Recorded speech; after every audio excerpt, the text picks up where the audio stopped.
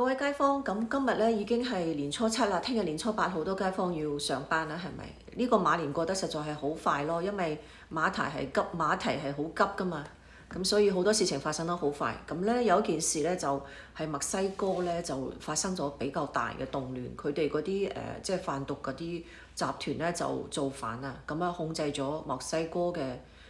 哥嘅機場同埋好多關鍵嘅供應嘅大超市，美國嘅大超市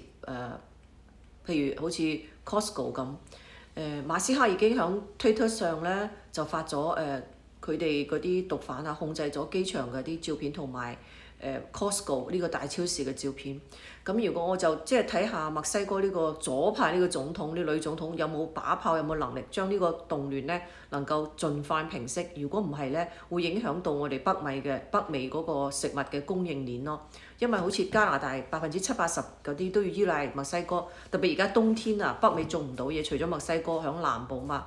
咁樣咧，加拿大70%-80%嗰啲農產品啊都要依靠。即係響冬天咧都要依靠墨西哥，咁美國嘅北部都係一樣嘅。咁樣希望墨西哥而家呢個亂象咧，即係墨西哥政府能夠盡快將呢個毒販個集團嘅暴亂啊即係平復搞掂，咁樣就唔使話影響北美個供應鏈啊，食物嘅供應鏈。特別而家都仲係冬天啊，種唔到嘢㗎，即係響美國啊同埋加拿大啊大部分地方。